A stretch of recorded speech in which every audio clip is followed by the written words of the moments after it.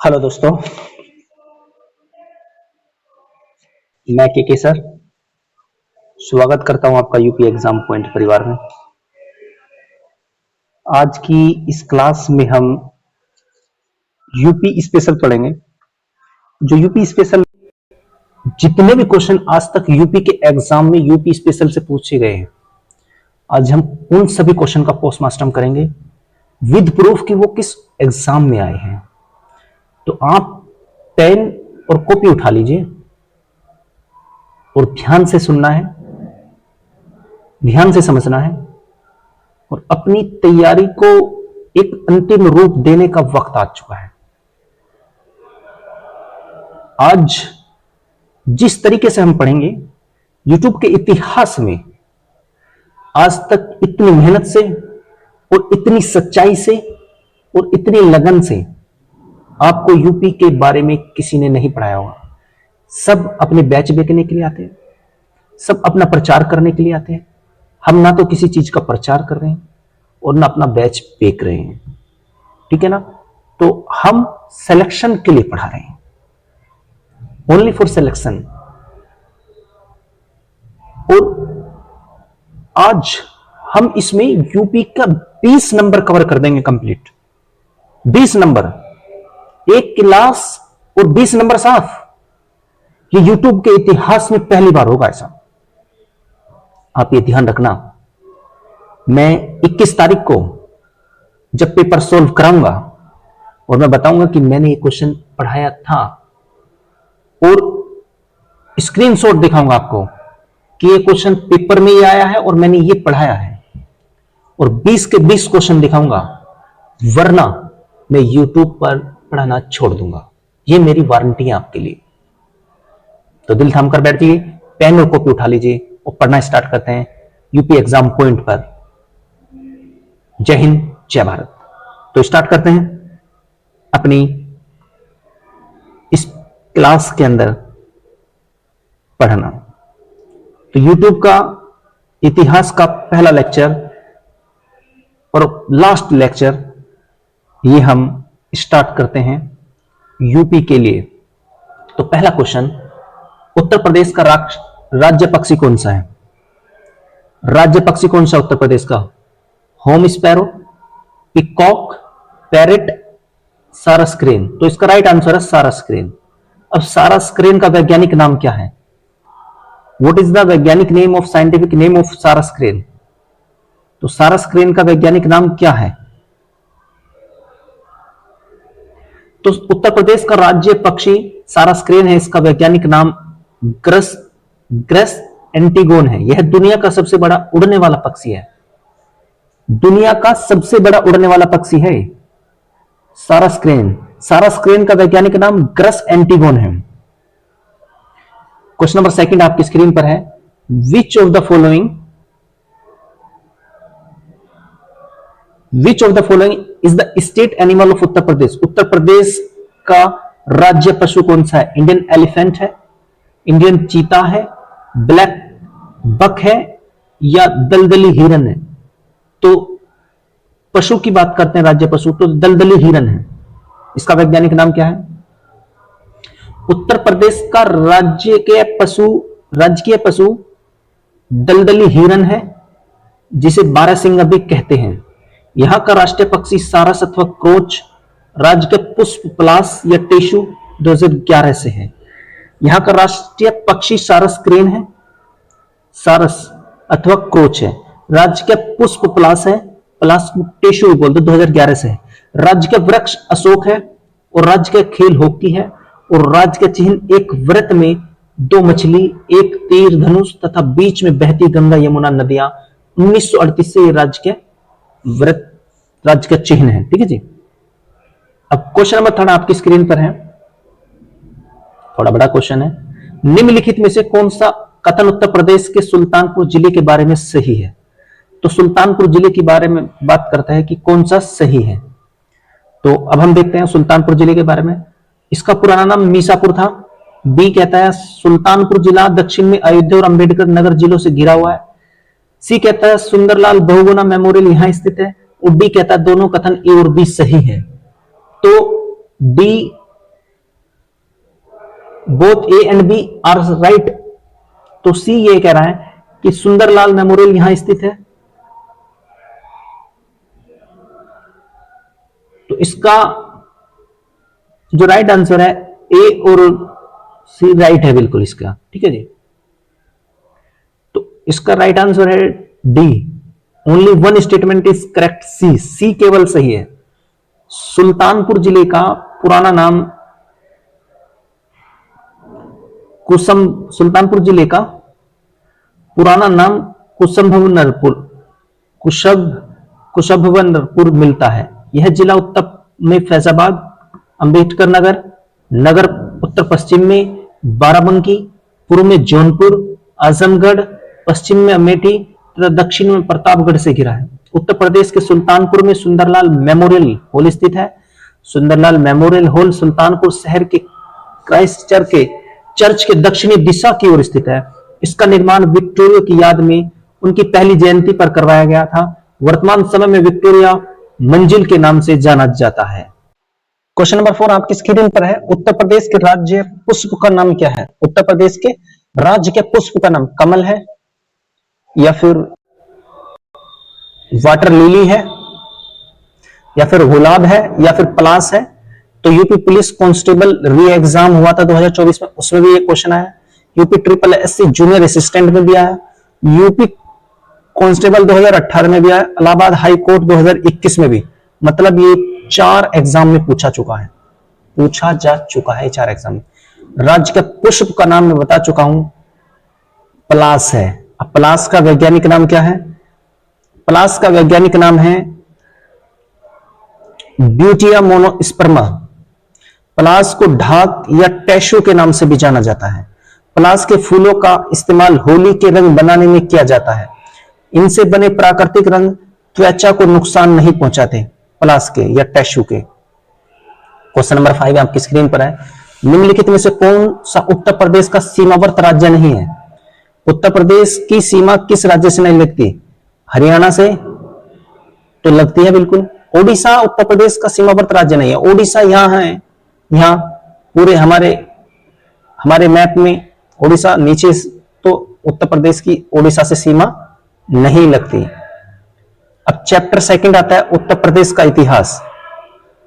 उत्तर प्रदेश के इतिहास को पढ़ेंगे। इसका ही चैप्टर नंबर 2 उत्तर प्रदेश के इतिहास से कितने क्वेश्चन पूछे जा चुके हैं। तो क्वेश्चन नंबर 6 उत्तर प्रदेश के इतिहास से स्टार्ट करते हैं। क्वेश्चन नंबर 6 स्टार्ट करते हैं। The capital of United Province of Agra and Awadh was shifted from Allahabad. संयुक्त राज्य प्रांत आगरा और अवध की राजधानी को इलाहाबाद से कहां स्थानांतरित किया गया? Option A Kanpur, option B Gorakhpur, option C Lucknow, option D Varanasi, option E none of the above. ये कह रहा है कि यूनाइटेड प्रोविंस संयुक्त प्रांत आगरा एवं अवध की राजधानी को इलाहाबाद से कहां लेके गए थे? तो इसका राइट आंसर है, क्वेश्चन नंबर 6 का राइट आंसर है लखनऊ लेके गए थे। कहां लेके गए थे? लखनऊ। ठीक है जी। अब लखनऊ 1921 में संयुक्त प्रांत आगरा एवं अवध की राजधानी को इलाहाबाद से लखनऊ स्थानांतरित किया गया था। लखनऊ को वर्ष 1935 में औपचारिक राजधानी घोषित किया गया था। आजादी मिलने के लगभग 2.5 वर्ष बाद 24 जनवरी 1950 को इसको उत्तर प्रदेश नाम प्राप्त हुआ। क्वेश्चन नंबर 7 महात्मा बुद्ध ने दुख से मुक्ति पर अपना पहला उपदेश कहां दिया? दुख से मुक्ति पर अपना पहला उपदेश, दुख से मुक्ति पर अपना पहला उपदेश सारनाथ में दिया, या लुम्बिनी में, या कुशीनगर में, या बोधगया में। तो राइट आंसर है सारनाथ। सारनाथ में उन्होंने पहला उपदेश दिया। पैट में पूछा गया था ये, यूपी ट्रिपल एससी पैट का जो एग्जाम होता है, जिसके थ्रू आपने लेखपाल दोगे। महात्मा बुद्ध ने ज्ञान प्राप्ति के उपरांत दुख से मुक्ति हेतु अपना पहला उपदेश वाराणसी के सारनाथ में दिया, जिसे धर्म चक्र परिवर्तन कहा गया। बोधगया में बुद्ध को ज्ञान प्राप्ति, लुम्बिनी जन्म, बोधगया में बुद्ध को ज्ञान की प्राप्ति हुई, और लुम्बिनी में जन्म हो, और कुशीनगर में महापरिनिर्वाण मतलब मृत्यु हुई। क्वेश्चन नंबर 8 बुद्ध ने किस उम्र में परिनिब्बा अंतिम मुक्ति प्राप्त की? परिनिब्बा अंतिम उम्र की प्राप्ति की। तो उन्होंने जो उन्हें महापरिनिर्वाण प्राप्त हुआ था वो 80 साल की उम्र में हुआ था। 80 ईयर, 80 ईयर कहां पे हुआ था? कुशीनगर में हुआ था। क्वेश्चन नंबर 9 है आदि पुराण किस तीर्थंकर की संचरित संग्रह है? आदि पुराण किस तीर्थंकर की अंतिम? तो option A Mahavir, option B Adinath, C Parshvanath, option B Neminath, option E none of the above. तो इसका राइट आंसर है आदिनाथ। आदिनाथ जो है आदि पुराण जैन धर्म का महत्वपूर्ण ग्रंथ है जिसमें संस्कृत में, ये कट रहा है, संस्कृत भाषा में आदिनाथ ऋषभदेव के संचरित का संग्रह है। तो आदिनाथ, आदि पुराण जैन धर्म का महत्वपूर्ण ग्रंथ है जिसमें आदिनाथ ऋषभदेव के संचरित संग्रह है। क्वेश्चन नंबर 10 आपकी स्क्रीन पर है। ये कह रहा है कि 23वें तीर्थंकर पार्श्वनाथ से जुड़ा है। 23वें तीर्थंकर पार्श्वनाथ से क्या जुड़ा है? सांप, महावीर स्वामी से सिंह, शेर। 23वें तीर्थंकर पार्श्वनाथ से जुड़ा सांप है। बैल ऋषभदेव से, पहले कौन थे? ऋषभदेव। 23वें से तो पार्श्वनाथ से सांप जुड़ा है, और बैल ऋषभदेव से, और सिंह महावीर स्वामी जी से, और शंख नेमिनाथ का प्रतीक चिन्ह है। क्वेश्चन नंबर 11 आपकी स्क्रीन पर है। उन्नाव जिले का पूर्व नाम क्या था? उन्नाव जिले का पूर्व नाम क्या था? तो option A Sawai Godo, option B Satyawadi, option C Vishnupur, option D Pratapnagar, option E none of the above. तो इसका राइट आंसर क्या है? इसका राइट आंसर सवाई गोदो। सवाई गोदो उन्नाव का पुराना नाम है। उन्नाव जिले का पुराना नाम सवाई गोदो था। लगभग 1200 साल पहले यह शहर घने जंगलों से घिरा हुआ था। चौहान राजपूतों गोदो सिंह ने संभवतः 12वीं शताब्दी के तीसरे चतुर्थांश में जंगलों को साफ करके सवाई गोदो नामक शहर बसाया, जो आज उन्नाव के नाम से जाना जाता है। वर्तमान उन्नाव जिले का क्षेत्रफल 4558 वर्ग किलोमीटर है। इस जिले को कुल 6 तहसीलों और 16 विकास खंडों में विभाजित किया गया है। नवाबगंज पक्षी अभयारण्य इसी जिले में स्थित है। क्वेश्चन नंबर 12 लखनऊ के किस नवाब ने बड़ा इमामबाड़ा कॉम्प्लेक्स का निर्माण करवाया? लखनऊ के किस नवाब ने बड़ा इमामबाड़ा कॉम्प्लेक्स का निर्माण करवाया? Option A Shujauddaula, option B Wajid Ali Shah, option C Safdarjung, option D Saadat Ali Khan, option E none of the above. तो इसका राइट आंसर है, क्वेश्चन नंबर 12 का राइट आंसर है सी सफदरगंज। बड़ा इमामबाड़ा कॉम्प्लेक्स का निर्माण सफदरगंज ने करवाया। अब सफदरगंज कौन थे भाई? सफदरगंज थे हमारे लखनऊ के नवाब। लखनऊ के नवाब दिख रहा है ना कंप्लीट? ठीक है। लखनऊ के नवाब सफदरगंज ने बड़ा इमामबाड़ा कॉम्प्लेक्स का निर्माण करवाया था। जबकि बड़ा इमामबाड़ा, जिसे अशरफी इमामबाड़ा भी कहा जाता है, इसका निर्माण वर्ष 1784 में अवध के नवाब आसफुद्दौला द्वारा करवाया गया। जबकि बड़ा इमामबाड़ा, जिसे असफी इमामबाड़ा भी कहा जाता है, इसका निर्माण वर्ष 1784 में अवध के नवाब आसफुद्दौला द्वारा करवाया गया। इमामबाड़ा भवन लखनऊ की सबसे भव्य इमारतों में से एक है। यह राष्ट्रीय महत्व की स्मारक है। इसका प्रबंधन भारतीय पुरातत्व सर्वेक्षण द्वारा किया जाता है। ठीक है जी। किसने करवाया था? फिर इसका निर्माण किसने करवाया था? बताओ। बता दिया तब भी नहीं बता पा रहे यार, हैं? क्या कह रहे हो? नहीं पता? असफी इमामबाड़ा भी कहते हैं इसे, आसफुद्दौला। क्वेश्चन नंबर 13 इलाहाबाद संधि पर किस वर्ष हस्ताक्षर किए गए थे, जिसके परिणाम स्वरूप उत्तर प्रदेश के कुछ हिस्सों पर ब्रिटिश नियंत्रण हो गया? 1784, 1765, 1815 और 1793। इलाहाबाद संधि पर किस वर्ष हस्ताक्षर हुए थे? तो 1765 में हुए थे हस्ताक्षर। किस किस के बीच इलाहाबाद की संधि हुई थी? बता सकता है कोई? नौकरी चाहिए, पता कुछ है नहीं, पढ़ते पता नहीं कहां हो। अगस्त 1765 में इलाहाबाद में 2 संधियों पर हस्ताक्षर किए गए थे, जिसमें प्रथम संधि पर हस्ताक्षर 12 अगस्त 1765 को रॉबर्ट क्लाइव और मुगल बादशाह शाह आलम द्वितीय के मध्य हुआ था। ध्यान रखना है, रॉबर्ट क्लाइव और मुगल बादशाह शाह आलम द्वितीय के मध्य तथा द्वितीय संधि 16 अगस्त 1765 को रॉबर्ट क्लाइव और अवध के नवाब शुजा-उद-दौला के मध्य हुई। द्वितीय संधि के अंतर्गत नई कंपनियों द्वारा हर्जाने के रूप में 50 लाख रुपए दिए गए और अवध में कर मुक्त व्यापार करने की छूट दी गई तथा अवध के शेष क्षेत्र को इलाहाबाद में वापस ले लिया गया। 1765 में दो संधि हुई थी। पहली संधि 12 अगस्त 1765 को रॉबर्ट क्लाइव और मुगल बादशाह शाह आलम द्वितीय, और दूसरी संधि रॉबर्ट क्लाइव और नवाब शुजाउद्दौला के मध्य हुई थी। ठीक है जी, रॉबर्ट क्लाइव और मुगल बादशाह शाह आलम द्वितीय के। क्वेश्चन नंबर 14, प्रसिद्ध कवि अमीर खुसरो किस शहर से हैं? प्रसिद्ध कवि अमीर खुसरो किस शहर से हैं? अमीर खुसरो किस शहर से? पटियाला, पंजाब के पटियाला शहर से। प्रसिद्ध कवि अमीर खुसरो का जन्म एटा जिले के पटियाला कासगंज उत्तर प्रदेश में वर्ष 1253 में हुआ था। उन्होंने दिल्ली के 6 सुल्तानों के साथ काम किया था। अमीर खुसरो सूफियों, विशेष रूप से निजामुद्दीन औलिया के काफी नजदीक थे। उन्होंने अपने काव्य तथा संगीत के माध्यम से भारत की सूफी संस्कृति के निर्माण में महान योगदान दिया। अमीर खुसरो ने।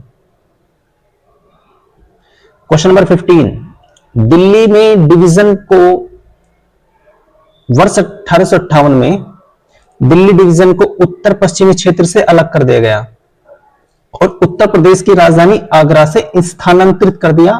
वाराणसी में, कानपुर में, इलाहाबाद में, लखनऊ में, वाराणसी में। इसका राइट आंसर क्या होगा? लखनऊ या इलाहाबाद?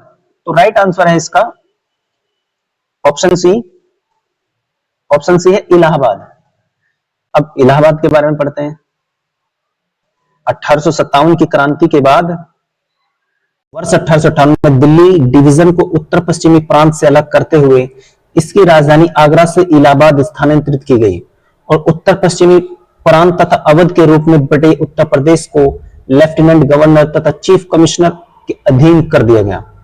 1920 ईस्वी में प्रांतीय चुनाव के बाद सरकार की राजधानी इलाहाबाद से लखनऊ स्थानांतरित करने की घोषणा की गई। सन 1921 में लखनऊ में विधान परिषद की स्थापना की गई और प्रांत का मुख्यालय प्रयागराज से लखनऊ स्थानांतरित कर दिया गया। ठीक है जी। क्वेश्चन नंबर 16, अब ये पूछोगे भाई आ भी रहे हैं कि भाई देख लो UP triple SC homeopathic pharmacist में आया हुआ सवाल है। तो क्वेश्चन नंबर 16 आपकी स्क्रीन पर है, मैं हिंदी में पढ़ देता हूं। उस स्वतंत्रता सेनानी की पहचान कीजिए जिन्होंने भारत के स्वतंत्रता संग्राम में महत्वपूर्ण भूमिका निभाई। उत्तर प्रदेश के बिजनौर जिले से थे।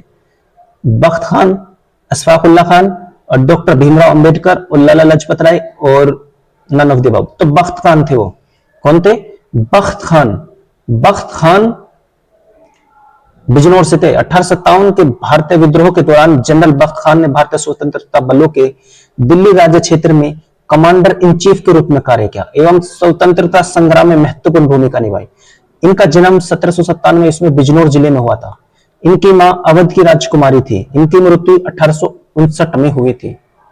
बख्त खान कहां के थे? बिजनौर जिले। कमांडर इन चीफ के रूप में कार्य किया था इन्होंने। क्वेश्चन नंबर 17 आपकी स्क्रीन पर है। थोड़ा बड़ा क्वेश्चन है तो इसे हम छोटे प्रारूप में करेंगे। तो क्वेश्चन नंबर 17 है जैसे कि अवध किसान सभा के संबंध में निम्नलिखित कथनों पर विचार करें। अवध किसान सभा के उसमें इस पर विचार करें तो ऑप्शन ए 1920 में रूर प्रतापगढ़ में गठित है। ऑप्शन बी किसानों के विरुद्ध तालुकदारों की दमनकारी प्रथाओं के जवाब में बनाई गई। तीसरा है नजराना और बेगार का उन्मूलन करने का किया। चौथा है महात्मा गांधी, जवाहरलाल नेहरू जैसे नेताओं का ध्यान आकर्षित किया गया जिन्होंने इनके मुद्दों को समर्थन किया। पांचवा चरण सिंह द्वारा स्थापित। तो पूछ रहा है उपयुक्त में से कितने कथन सही हैं? उपयुक्त में से कितने कथन सही हैं? तो इसका राइट आंसर है डी, 4 कथन सही हैं। अब ये 4 कौन कौन से कथन है?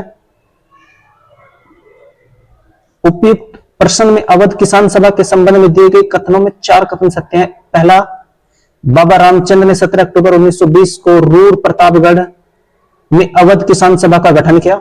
दूसरा, यह किसान सभा किसानों के विरुद्ध तालुकदारों की दमनकारी प्रथाओं के जवाब में बनाई गई थी। तीसरा, इस सभा में नजराना और बेगार प्रथा का उन्मूलन करने का विरोध किया गया।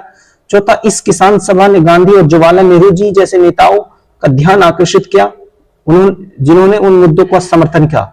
इस किसान सभा की स्थापना बाबा रामचंद्र जी ने की थी, ना कि चरण सिंह दास ने। तो 5वां गलत है।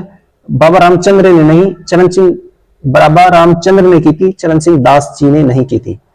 तो इसके ओनली फोर्थ ऑप्शन सही है। क्वेश्चन नंबर 18 आपकी स्क्रीन पर है। नेता है और उन्होंने कब क्या काम किया और कौन से आंदोलन में? लखनऊ, बेगम हजरत महल लखनऊ से संबंधित है। इलाहाबाद, लियाकत, मौलवी लियाकत जी। और मेरठ, मेरठ से तो, मेरठ से कौन थे? कदम सिंह थे मेरठ से। और मथुरा से देवी सिंह थे। ठीक है जी, एक बार मैं फिर बता देता हूं। लखनऊ से बेगम हजरत महल, इलाहाबाद से मौलवी लियाकत अली जी, और मेरठ से कदम सिंह, और मथुरा से देवी सिंह। तो इसका राइट आंसर है ऑप्शन बी। ठीक है भाई। अब क्वेश्चन नंबर आपके सामने आता है, क्वेश्चन नंबर 19।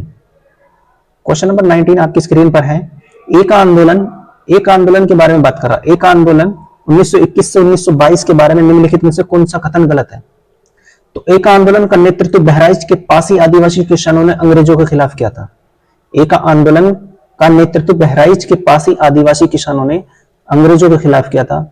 दूसरा कहता है यह आंदोलन मुख्य रूप से, यह आंदोलन,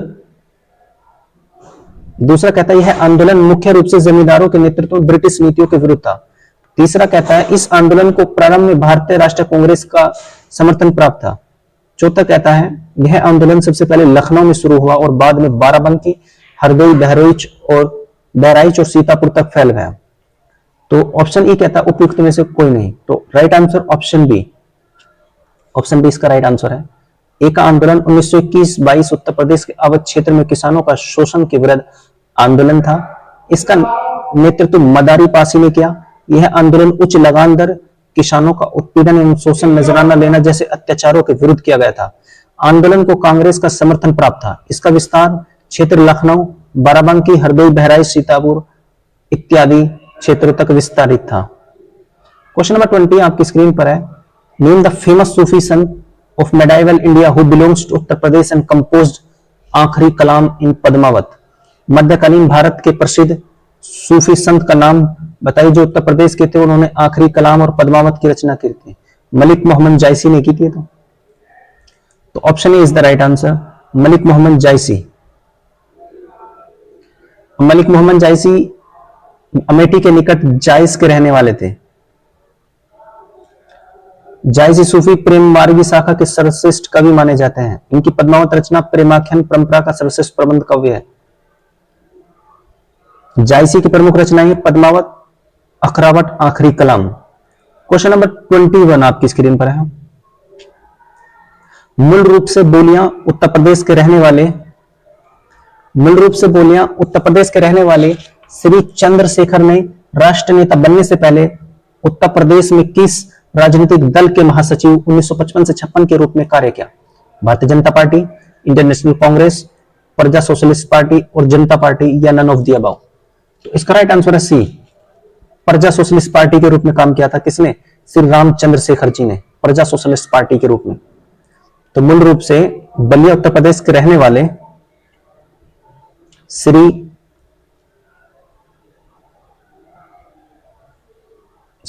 चंद्रशेखर राष्ट्रीय नेता बनने से पहले प्रजा सोशलिस्ट पार्टी के महासचिव 1955 से 56 के रूप में कार्य किया।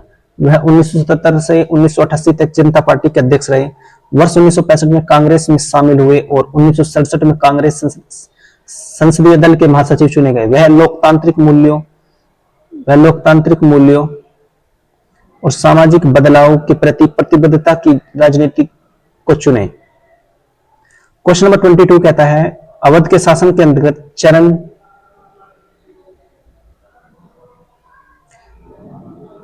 कानपुर, अवध के शासन के अंतिम चरण में कानपुर का निर्माण कई गांवों को मिलाकर किया गया था। निम्नलिखित में से कौन सा गांव उन गांवों में से एक नहीं था?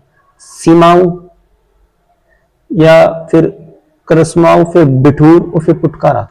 तो क्वेश्चन नंबर 22 का राइट आंसर है सॉरी, तो बिठूर था। उन गांवों में से एक नहीं था, बिठूर नहीं था अंतिम चरण में, सी बिठूर। कानपुर का गठन अवध के शासन के अंतिम चरण में कई गांवों को मिलाकर किया गया। इन गांवों में सीसामाऊ,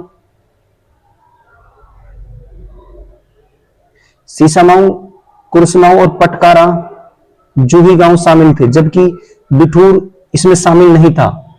इस शहर की स्थापना सचिंदी राज्य के राजा हिंदू सिंह ने की थी। कानपुर का मूल नाम कन्हैपुर था। क्वेश्चन नंबर 23 कहता है मुगल साम्राज्य के पतन के बाद,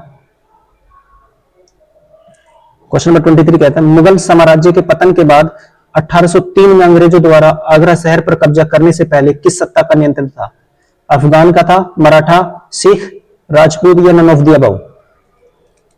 तो इसका राइट आंसर है Maratha. Maratha is the right answer. किस सत्ता का था? मराठा का था। तो मुगल साम्राज्य के पतन के बाद, मुगल साम्राज्य के पतन के बाद 1803 में अंग्रेजों द्वारा आगरा शहर पर कब्जा करने से पहले मराठों का सत्ता पर नियंत्रण था। अंग्रेजों ने 1803 में मराठा को पराजित कर अलीगढ़, मेरठ, आगरा, झांसी, बांदा, हमीरपुर, जालौन तथा आसपास के समूचे क्षेत्र पर अधिकार कर लिया। आगरा शहर की स्थापना वर्ष 1504 में सिकंदर लोदी ने की थी। सिकंदर लोदी ने की थी। ओ बहन का टका। क्वेश्चन नंबर 45 निम्नलिखित आगरा किले के बारे में निम्नलिखित में से कौन सा कथन सही है? Akbar start its construction, Akbar ने इसका निर्माण करवाया। आगरे के किले का अकबर ने इसका निर्माण करवाया। बी, इसका निर्माण वास्तुकार अब्दुल खान की देखरेख में शुरू हुआ। सी, यह यमुना नदी के तट पर स्थित है। तो इसका राइट आंसर है सी। यह बोथ ए और सी सही है। अकबर ने इसका, मुगल बादशाह अकबर ने शुरू किया, बनवाया और अकबर स्वयं अपनी ही देखरेख में। आगरा किला यमुना नदी के तट पर स्थित है। क्वेश्चन नंबर 46 बुलंद दरवाजे के बारे में निम्नलिखित में से कौन सा कथन गलत है? बुलंद दरवाजा फतेहपुर सीकरी में है। मुगल सम्राट अकबर ने बनवाया है। इसे पेशावर पर अकबर की जीत के याद में बनवाएगा? नहीं, गलत है। और सबसे यह दुनिया का सबसे ऊंचा प्रवेश द्वार है। यह फतेहपुर सीकरी का मुख्य प्रवेश द्वार है। ये भी ठीक है। बुलंद दरवाजा गुजरात पर विजय के बाद, विजय के याद में अकबर द्वारा बनवाया गया। यह दुनिया का सबसे ऊंचा प्रवेश द्वार है। यह फतेहपुर सीकरी का मुख्य प्रवेश द्वार है। ठीक है जी। Question number 47 Lucknow Charbagh railway station की स्थापत्य शैली का उदाहरण है। Lucknow Charbagh new classical, Indo Saracenic, Victorian Gothic और आर्ट डेको। तो इसका राइट आंसर क्या है? इसका राइट आंसर क्या है? कोई बता सकता है? क्वेश्चन नंबर 47 का राइट आंसर क्या है? New classical. तो इसका राइट आंसर बी है, इंडो सार्सेनिक। Indo Saracenic. ठीक है जी, Indo Saracenic. Lucknow Charbagh railway station Indo Saracenic स्थापत्य शैली का उदाहरण है। छत्रपति शिवाजी टर्मिनल CST का निर्माण विक्टोरियन गोथिक शैली में किया गया। 48 क्वेश्चन है प्रसिद्ध बरुआ सागर किया गया, बनाया गया। तो राजा उदित सिंह द्वारा, राजा उदित सिंह प्रसिद्ध बरुआ सागर राजा उदित सिंह द्वारा बनवाया गया। प्रसिद्ध बरुआ सागर का निर्माण ओरछा के राजा उदित सिंह ने करवाया है। किला झांसी में स्थित है। इसी स्थान पर राजा उदित सिंह ने बरुआ सागर लाल तल का भी निर्माण करवाया था। झांसी शहर पहुंच नदी पर बेतवा नदी के मध्य स्थित। इसकी स्थापना 1631 में ओरछा के शासक वीर सिंह बुंदेला ने की थी। आयुर्वेद महोत्सव का आयोजन इस झांसी में किया गया था। ठीक है जी। क्वेश्चन नंबर 49 उत्तर प्रदेश में यूनेस्को विश्व धरोहर स्थलों की पहचान कीजिए। A Varanasi, riverfront, Sarnath, Kashi Vishwanath temple और इलाहाबाद फोर्ट। तो वैसे आयोग ने इसका उत्तर कोई सा भी सही नहीं माना। यूनेस्को की विश्व धरोहर सूची में भारत में कुल 44 स्थान शामिल है, जिनमें से उत्तर प्रदेश की 3 साइट है, आगरा का किला, फतेहपुर सीकरी और ताजमहल। इस प्रकार सूची में दिया कोई भी विकल्प सही नहीं है। तो जुलाई 2025 मराठा सैन्य परिदृश्य को शामिल किए जाने के बाद यह संख्या बढ़कर 44 हो गई। तो कोई सा भी उत्तर सही नहीं है, सब गलत है। क्वेश्चन नंबर 50 निम्नलिखित में से कौन सा जोड़ा सही है? कौन सा जोड़ा सही है? मेहताब सिंह कहां से है? लखनऊ से, बिल्कुल सही है। और शंकर विदम जी प्रयागराज से। विमान मंडप जी प्रयागराज से, और रेड फोर्ट आगरा, लाल किला आगरा में है? और green park stadium Kanpur,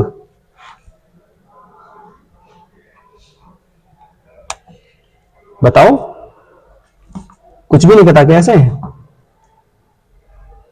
Lalbagh Agra, Bharat Mandapam Prayagraj, Lal Qila Agra, park stadium Kanpur, ये सब ठीक है ना।